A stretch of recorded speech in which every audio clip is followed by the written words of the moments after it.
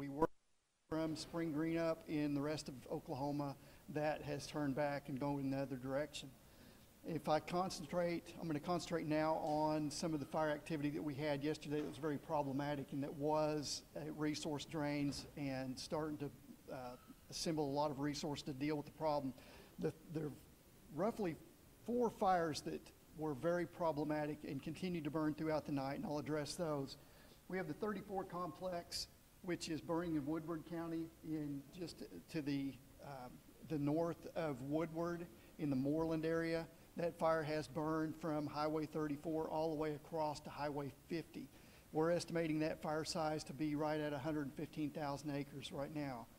Crews from local fire departments, county wildland task forces, Oklahoma Forestry Services resources worked on that fire starting yesterday early and continued throughout the night and continue at this hour to try to bring that fire under control and start to work on some containment.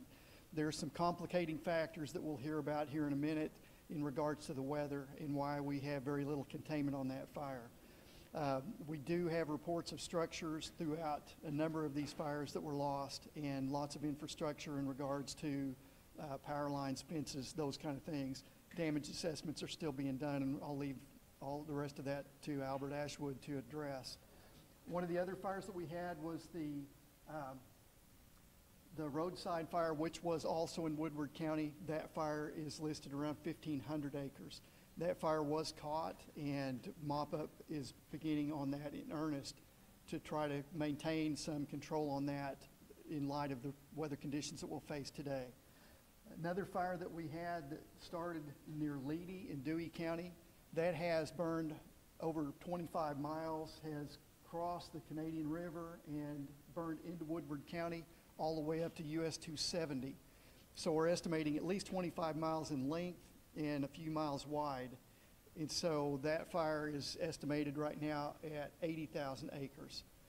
There were 3 turkey hunters. There's been some reports on the news regarding some turkey hunters that were lost. 2 have been found. We did receive word that the 3rd turkey hunter has been found and has been life flighted to a burn center with no status on his condition at this time. We also had a fire in Roger Mills County that we're calling this is called the Ray Fire, and the spelling of that is R-H-E-A. The Ray Fire is the one in Dewey County. In Roger Mills County, we have the Shaw Fire, which started north of Raiden, and it started on private land and also has burned in parts of the Black Kettle National Grasslands. So that's kind of a multi-jurisdictional fire as well. That fire we estimate around 3,500 acres, and our firefighting resources have been very successful on that fire and are working to mop that up. We aren't showing much containment on that because of the weather conditions that we expect today. So those were the 4 major fires. Now I'm going to go back to the 34 complex real quick. The reason why we're calling that the 34 complex, it started on Highway 34, and we had several fires in the area. So what we do is we just call that a complex rather than name each individual fire. We just lump it all into one complex. So that's roughly the 4 major fires that we dealt with yesterday, in addition to numerous initial attacks. We also had some other, I really don't want to say lesser fires, but fires that we were able to get around and are mopping up at this time. Those fires were not in the areas that were impacted by the really severe weather conditions that we had yesterday across western Oklahoma.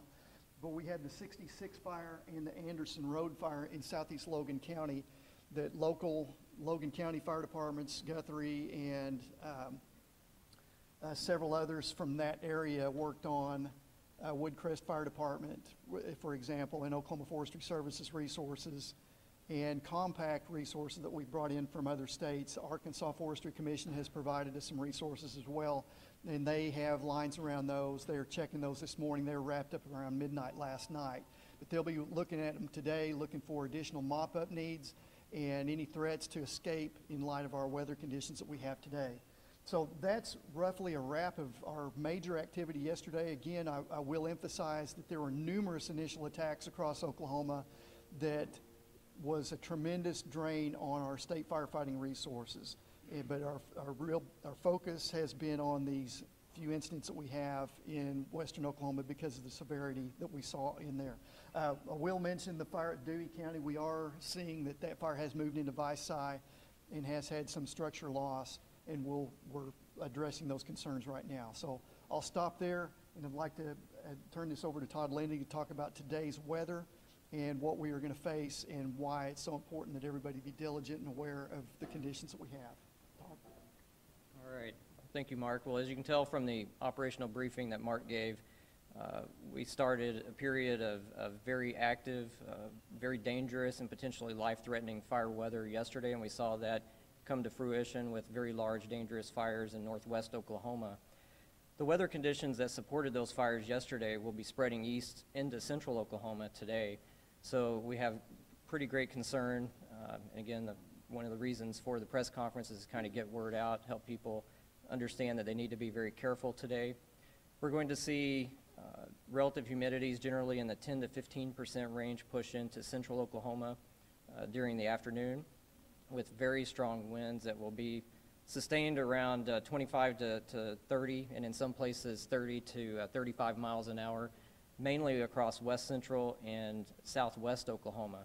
And when you couple that with the very persistent excessive drought that we've had over portions of western Oklahoma, where some areas have gone about 185 days without a quarter of an inch of rainfall, this couples to what we consider extremely critical and in some areas historic fire weather. When we say historic, just to clarify that, that means that the combinations of relative humidity and wind and fire weather parameters are generally exceeding conditions that we've seen over a 10-year period. So it is extreme, and in some areas localized historic, and without proper precautions and strategic preparation from Oklahoma Forestry and other fire officials, the fire weather that we're seeing today could translate to very dangerous, damaging, and potentially life-threatening wildfires across mainly the northwestern half of the state. My name is Albert Ashwood. I'm State Director of Emergency Management. Our job throughout this is very simple: provide all state resources necessary, whether it be the National Guard, Department of Public Safety, Department of Health, anything we can to the Division of Forestry, of the Department of Agriculture, so they can support those local fire departments that are out there that are doing the job. Let's not forget that the firefighters that are out there locally have been working overnight, and they'll work again today and overnight again, because these fires won't be out anytime soon. We've been on the phone with the governor's office throughout the night. There will be an emergency declaration issued this morning for 52 counties in the state of Oklahoma, basically everything west of Highway 75 in eastern Oklahoma, and that could actually expand if we have to. So we'll look at that as we go along. We also talked to the Federal Emergency Management Agency, and we received a fire management assistance grant for the 34 complex that Mark mentioned. What that will do will help us in the recovery phase to actually help reimburse those local fire departments for all of the equipment and time and gasoline that they're out fighting these fires. We stand in support, but I think the major message that we have here today is, again, please, our success, all of our success in this, is in some way reliant on those local individuals to make sure they don't escalate the problem. So anything we can do to keep the fires from escalating, the discarded cigarettes, the burning of trash, the controlled burns, these things all have to be put to a rest today and the next day. So thank you very much for getting that message out. I'll turn it back over to Michelle for questions. I'm going to go ahead and talk a little bit about preparedness actions, what we have going today, so that we'll have some understanding of how we've been looking at this potential emergency and what we see coming down the pike. In regard to the 34 complex, we have ordered a Type 1 incident management team to come assist with the organizational needs for that incident, and also to provide some additional resource support for northwest Oklahoma. One of the problems, like Albert mentioned, most of the firefighting resources in Oklahoma are local, and we do depend on them not only for support of the incidents that we have ongoing, but also for the initial attack needs for any additional fires that we may have start today. So it's going to be imperative that we can get some additional help in there to relieve them and allow them to return home to get their equipment refurbed and be ready to respond to any new starts that may and more than likely will occur today as a result of our fire weather. So an incident management team has been ordered for the 34 complex. We expect arrivals of those folks to start occurring tomorrow, and then we'll get them on scene. We do have a Type 3 organization from Oklahoma Forestry Services, some of our local partners up there assisting with the local jurisdictions, Moreland Fire Department in particular, with the organizational effort and the planning effort to go into that incident to help try to get that thing wrangled. And so we're in unified command there. Dewey County, we have ordered a Type 2 incident management team to arrive starting tomorrow as well. That fire being 80,000 acres, and with the problematic fire behavior that we see, plus the fact that that fire has burned into Visai and the town of Mutual was evacuated. We did a complexity analysis on those incidents, both of those, and they typed out to where we needed to have a higher level of incident management on scene to address the concerns. One of the things that we are doing right now with the fact that the fire is in the town of Visai, structures have been lost, we've ordered up air tankers and aircraft to start working those fires as soon as possible this morning before the fire weather conditions preclude the use of aircraft, which is typical in days like we see today where the winds become very high and the relative humidities get very low. The aircraft can't fly, and plus with the really low relative humidity, sometimes the material that they drop, the water and retardant, is ineffective. So we can take advantage of our fire weather that we have currently, get the aircraft up early, and start trying to bring some assistance to the firefighters on the ground to lessen the impact on Visai, Mutual, and any other communities out there that may be impacted. The fire over in Roger Mills County, the Shaw Fire, we've got guys going back out there today to mop up again, increase the containment percentage, and try to get that wrapped up as soon as possible so that we can release resources to start to work if we have initial attacks later today. As far as additional preparedness actions, as I mentioned, we have ordered the incident management teams. We've placed additional orders for the resources from the Southern Forest Fire Compact. Those states of Louisiana, Mississippi, Tennessee, Arkansas have already responded and are sending additional folks in terms of overhead. That's the management personnel, Type 6 engines, or what most people refer to as brush pumpers, and then also some additional heavy equipment. Those will be showing up today. We'll get them briefed and get them out in preparation for new starts. We also had a suppression group arrive last night late from Tennessee. Drew Daly, one of our operations section chiefs, is up briefing those individuals now, and we'll have them available to assist with the new starts today.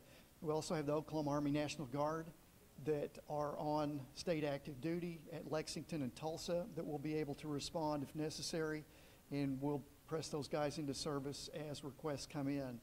We also have 2 Type 1 helicopters, currently both of those are at Woodward. They've been supporting the fires in Dewey County and Woodward County. Those are also available. We have 3 heavy air tankers at Abilene that we can call up. And then also we placed an order for 2 CL-415s to come down and start working the fires there in Dewey County and in Woodward County. And those are the aircraft that scoop water off the lakes. And we have lots of water close to those incidents out there, so they'll be a great asset to us to help try to bring some control early enough that if new starts occur, that we'll have resources we'll be able to send. With that, again, our state and local and municipal fire departments on our high alert, ready for today, and the possibility that we'll be seeing an event somewhat similar to what we saw on April 9th of 2009. And if you don't remember that was a fire outbreak that burned 300,000 acres in approximately one day and impacted the metro area and other areas down throughout central Oklahoma. Very similar and very eerie similarities to that event is going to occur today. So we are prepared for the worst, we're hoping for the best, and at this point turn it back to Michelle for question and answer. We can open it up for questions. Do you have a count on how many people have been evacuated and how many structures have been lost at this point? We don't. We know there's been evacuations in parts of Woodward and in Visai as well. We don't have the actual number of how many people evacuated. As far as structures, we have reports of structures that have been destroyed, but again, To differentiate between outbuildings and homes, we're doing assessments this morning, so we'll have more information as the day goes on. Other questions? You said there was an emergency declaration. About when will you guys be putting that through? That should be coming out this morning from the governor's office. It will be released. It's just a matter of getting it filed with the Secretary of State. We worked through the language last night with the governor's office. You said 52 counties. 52 counties initially, but that can be expanded as well. And what were those 52 counties, did you It's say? basically the best way to describe it's everything west of Highway 75 in eastern Oklahoma. Can you kind of point that out on the map for us? just so we Sure. have an idea? Yeah, 75 goes through Tulsa, comes right down through here, so basically everything to the west. Other questions? Can you just emphasize again how important the public's help is? It's critical. It's critical that we try to minimize the human-caused ignitions. We understand that on days like we face today and what we faced yesterday, that there's going to be a lot of opportunity. Power lines coming down, power lines arcing, those kind of things. But when it comes to human-caused ignitions, we can do a lot to minimize that. And as Michelle said, that it's as simple as making the decision not to grill outdoors, to check if you're driving, if you're towing a trailer, to make sure that those chains, those safety chains, are not hitting the pavement, not throwing cigarettes out of the window of your vehicle, making the decision not to burn any brush today or doing anything. We do have a governor's burn ban in the western Oklahoma counties that is ongoing. However, as we move into central Oklahoma, there are a few county burn bans in place, which would kind of preclude folks from doing any type of outdoor burning. But there are a lot of counties that are not under a county burn ban. And I would mention that we did have some rainfall in the metro area, to the east of the metro area this morning. That will go away very quickly under today's conditions. So don't be deceived. If you think today, I'll go out, it rained this morning, I'm going to go out and go burn a brush pile, that's a really bad idea, because the conditions that we can see today and tomorrow. So we've already seen some extreme fire behavior and some really bad conditions, bad fire activity over here in the west. We just want to try to minimize that into the central part of the state today because of the drain on the resources. Is there going to be any way to tell how these large fires started? Yes, there is. There's investigations ongoing. We do have reports of causes. Several of those were started from power lines arcing, and then some of the others we do have active investigations ongoing.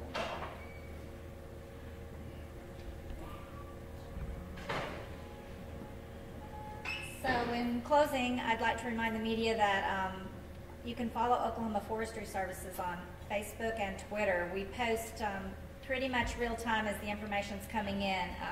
New perimeter maps, which hopefully we're going to be getting pretty early this morning.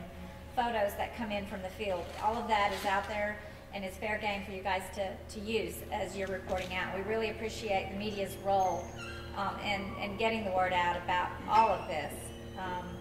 Is there anything else before we wrap up? Anybody? Questions? All right. Thank you.